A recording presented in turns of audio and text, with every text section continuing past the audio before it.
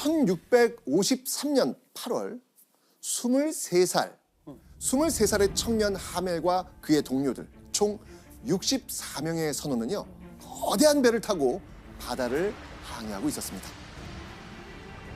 그 배의 이름은 스페르호였습니다.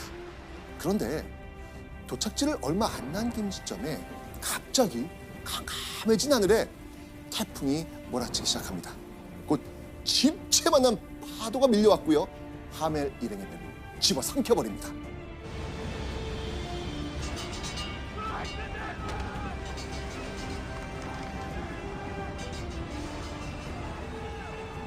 배 위에서는 사람들이 살아남기 위해서 정말 안간힘을 썼는데요. 그만 암초에 부딪힌 배는 산산이 부서져 버립니다. 자, 그 후 하멜 무사했을까요? 쉽지 않죠. 네. 얼마 후 다행히 하멜은 기적적으로 눈을 뜹니다. 그런데 하멜이 정신을 차리고 둘러본 곳은 어디인지도 모를 낯선 곳이었죠. 바로 이곳이 어디다? 제주도. 맞습니다. 조선의 제주도였던 것이죠. 어떻게 그렇게 또 걸리냐. 신기하네. 자, 그리고 다음 날 동이 트자 하멜은 살아남은 동료들을 찾기 시작합니다. 그런데 동료를 찾으면 찾을수록 하멜은 큰 충격에 빠집니다. 모인 사람들이 모두 하멜을 포함해서 36명밖에 되지 않았기 때문이죠. 결국 64명 중에서 36명만이 살아남았던 겁니다.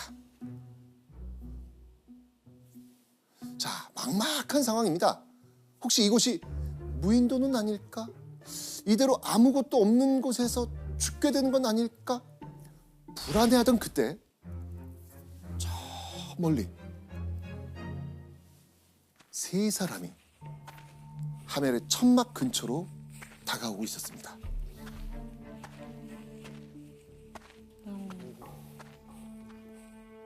이때 하멜의 마음이 어땠을 것 같아요? 무섭죠. 그러니까요. 이게 무서울 수도 있고 네. 막막한데 좀 도와줄 수도 있지 않을까 기대감도 있을 수 있고. 자, 그토록 바라던 그 사람과의 만남이었지만요. 하멜은 깜짝 놀랄 수밖에 없었습니다. 왜였을까요? 말총으로 짠 모자를 쓰고 있어 그들이 분명 해적단이거나 추방된 중국인 범죄자 집단일 거라는 지레 짐작으로 우리는 모두 잔뜩 겁이 나서 가슴을 졸였다. 자, 이게 지금 하멜 표류기에 나온 기록입니다. 이야. 네. 말총으로 짠 모자가 되겠네. 자, 하멜 일행이 만난 건 무언가를 쓴 조선인입니다.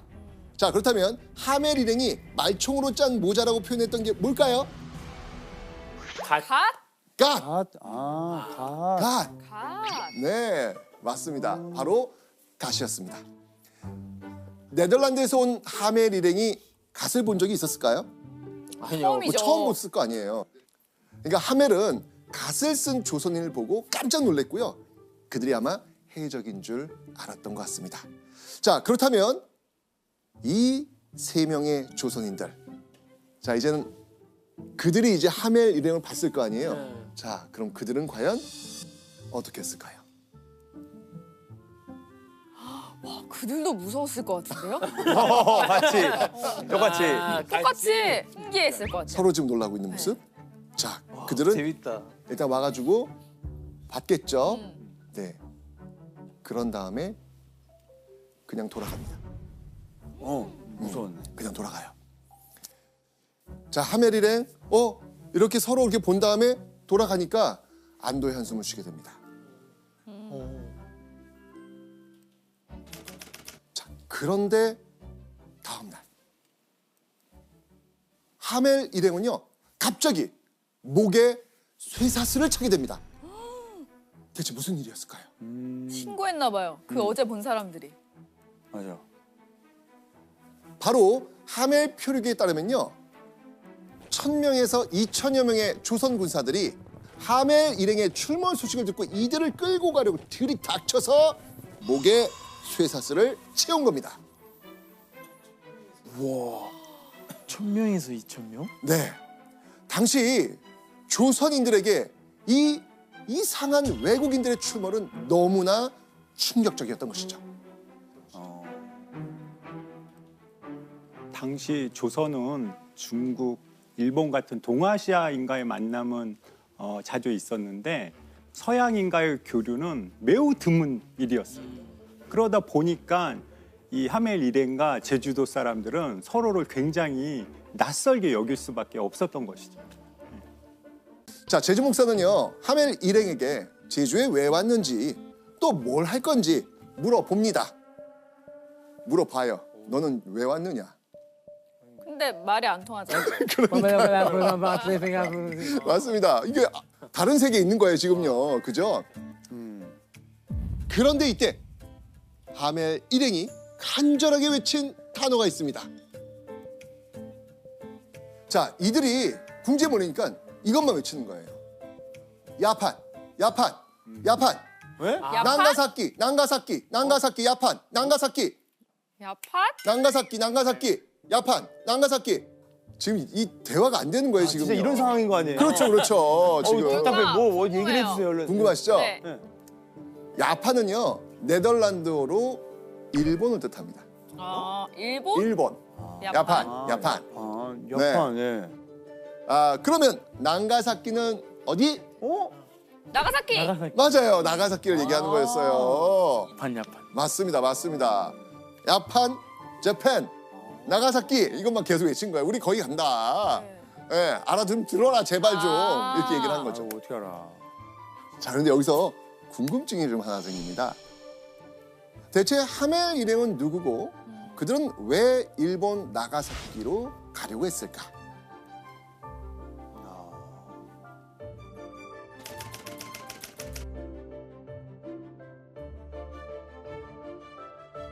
자, 네덜란드인이었던 그들이 한 배를 탔던 이유가 있습니다. 무엇이었을까요? 무역? 네, 맞습니다. 뭐지? 그들은요, 같은 회사 직원들이었습니다. 같은 회사 직원들. 어디랑이요? 자, 어디였을지 한번 네. 확인해 보시죠. 네덜란드 동인도 회사. 자, 이 회사는요, 한마디로 네덜란드에서 동양과의 무역을 위해 만든 회사입니다. 지금의 인도 동쪽, 즉 인도네시아를 비롯한 아시아 각지에서 무역을 하기 위해 회사를 세우게 됩니다. 그게 바로 동인도 회사입니다. 하멜을 포함한 64명의 일행은 바로 네덜란드 동인도 회사가 고용한 직원이었던 겁니다. 그래서 그들은 어디로 지금 향하고 있는 길이었어요? 일본으로 향하고 있는 길이었습니다. 그런데 교수님, 그럼 그 중에서도 이제 하멜의 일행이 일본으로 향하던 이유는 뭐였을까요?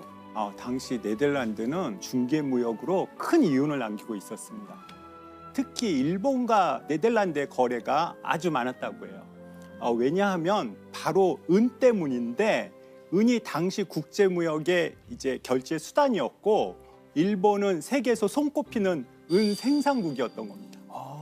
그 예를 들면 이제 네덜란드 상인이 동남아산 약재나 중국산 비단 등을 사서 일본에 팔고 그 대금을 은으로 받습니다. 그렇게 번 은으로 아시아에서 후추 같은 그 향신료 등을 싸게 사서 유럽에 대파는 구조였던 것이죠. 자, 한마디로 네덜란드는 일본산 은을 매개로 해서 아시아 지역에서 생산되는 귀한 물건을 사고 되파는 간접 교역을 했던 것이죠. 그러면 당연히 네덜란드 동인도 회사 어디를 자주 가야 될까요? 일본 자주 가야 되겠죠.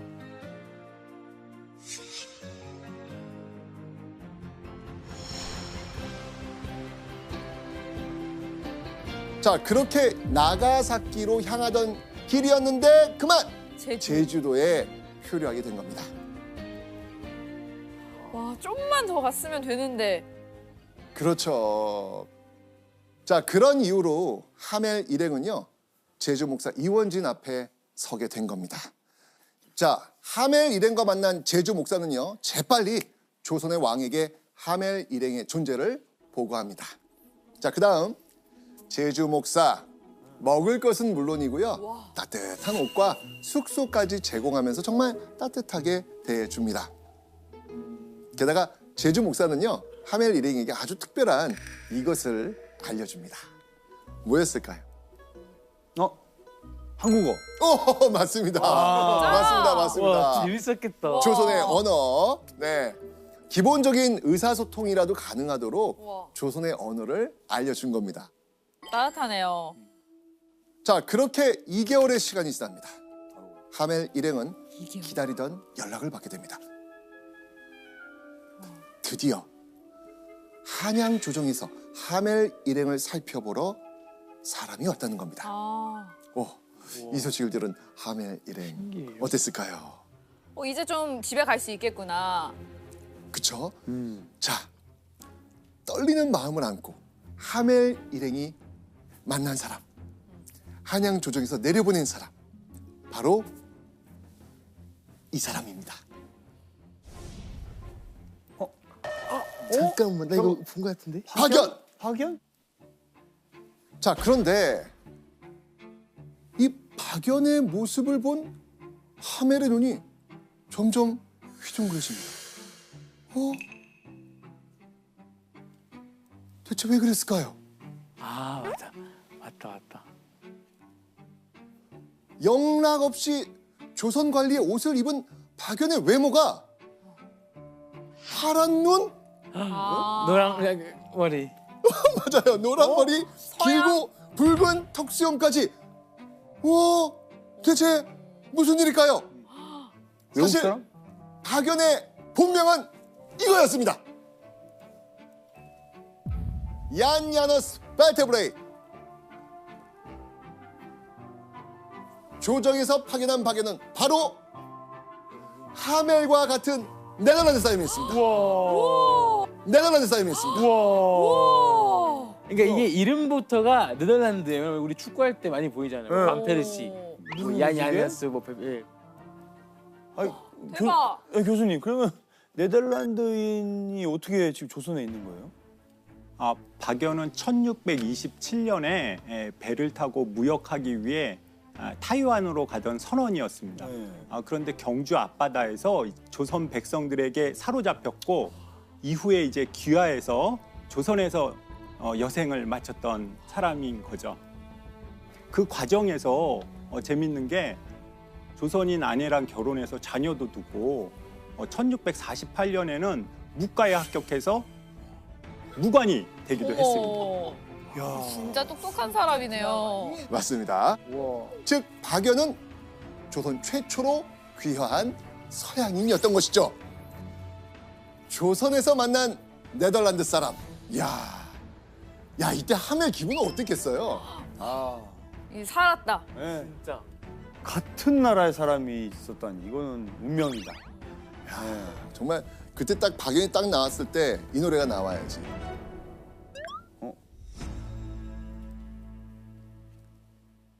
네가 왜 거기서 나와? 우리 아들 제일 좋아하는 노래. 니가 왜 거기서 나와? 맞네. 아니 딱 이런 상황 아닙니까 지금? 얼마나 놀랬겠어요. 타지에서 고향 사람을 만난 하멜과 박연은요 서로를 만난 기쁨에 펑펑 울어서 옷깃이 다 젖을 정도였다고 합니다. 와. 그런데 하멜은요 박연에게 충격적인 이야기를 듣게 됩니다.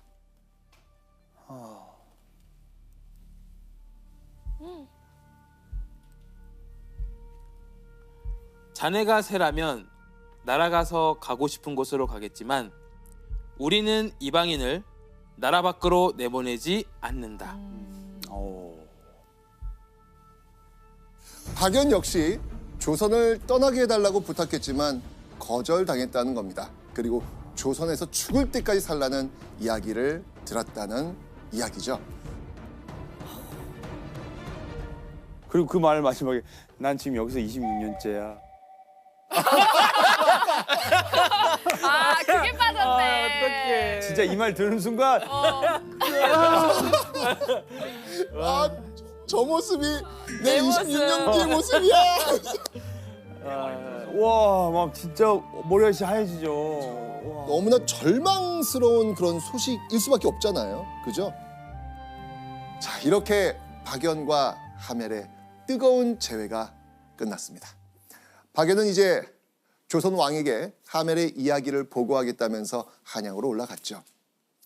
하멜은 박연을 만나고 나서 집으로 돌아갈 수 있다는 기대감이 꺾였지만 그래도 혹시 왕을 만나면 우리 박연이 좀 잘 이야기해서 좀 달라지지 않을까 일말의 희망을 품게 됩니다. 그런데 그때 하멜 일행에게 아주 슬픈 소식이 들립니다. 제주 목사 이원진이 3년의 임기를 마치고 떠난다는 겁니다. 아, 그리고 아니나 다를까 새로운 제주 목사의 등장. 새로 부임한 이 목사는요, 제일 먼저 하멜 일행에게 지급됐던 식량 보급품 확 줄여버립니다. 그럼 결국 확 줄여버리니까 밥과 소금 정도로 끼니를 이어갔다고 합니다. 힘들게 살았네요. 당시 하멜의 생각이 기록으로 남아 있습니다. 이처럼 비참한 나날 속에서 탈출할 갖은 수단과 방법을 궁리했다. 자, 결국 하멜을 포함한 36명의 동료들은요, 이렇게는 살 수 없다 라고 하면서 제주도를 탈출하기로 마음먹은 겁니다. 탈출해야죠.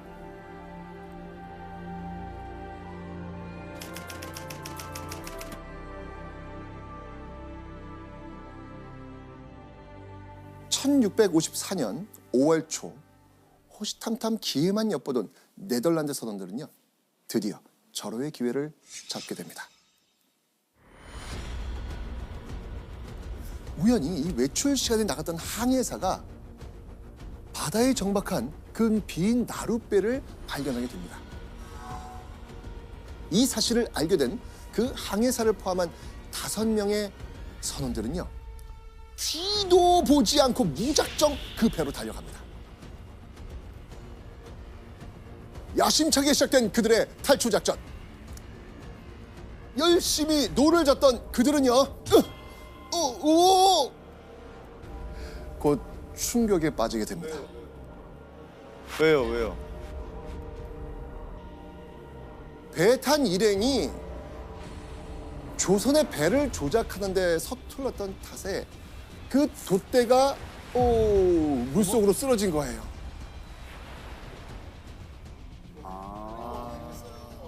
게다가 제주도 백성들이 하멜 일행을 또 뒤쫓아옵니다. 자, 배는 안 나가지요. 뒤쪽에 제주 사람들 왔죠. 진퇴양난. 더 이상 바다로 나갈 수 없다고 생각한 5명 선원은 탈출을 포기합니다. 결국 이들은 탈출에 실패한 채 제주 관하로 끌려가게 되는 것이죠. 자, 그럼 이때 하멜은 어떻게 됐을까요? 하멜도 같이 끌려간 거 아니에요? 연대 책임? 자, 탈출에 다 같이. 가담하지 않은 하멜을 포함한 나머지 동료들 역시 끌려갑니다. 그들도 모두 한표였다는 이유였죠. 자, 그렇게 도착한 곳에서 하멜 일행은 충격적인 모습을 보게 됩니다. 무슨 일인지 한번 보시죠. 자, 이게 지금 뭐냐면요, 탈출에 실패한 하멜의 동료들 곤장을 맞는 모습을 그린 그림입니다. 하멜 표류기 초판에 나온 사파 중 하나인데요. 엉덩이에 피가 보이네요. 네. 자, 유럽에서도요, 참혹한 형벌이 많았지만 이 엉덩이를 내리고 곤장을 맞는 모습은 너무나 낯선 그런 모습이었을 겁니다. 자, 그렇다면 이때 탈출에 실패한 이 5명의 선원 몇 대 맞았을까요? 지금 저 정도면 이미 조금 뻘개진 것 같거든요. 근데 이게 한 저 정도 한 10대만 맞아도 저렇게 될 텐데. 15대. 무려 곤장 25대를 맞았다고 합니다. 많이 맞았네. 야, 그건 위험한데. 그리고 그 대가로 약 한 달 정도를 누워 있었대요. 어떡해. 그리고 탈출에 참여하지 않은 이들 역시 그동안과는 차원이 다른 아주 삼엄한 감시를 받게 되었고요. 외출 사실상 금지. 금지됩니다. 조선을 떠나고 싶은 하멜의 마음은 간절했지만 하멜의 탈출은 이제 완전히 물거품. 물거품, 불가능해진 그런 모습으로 보여졌겠죠.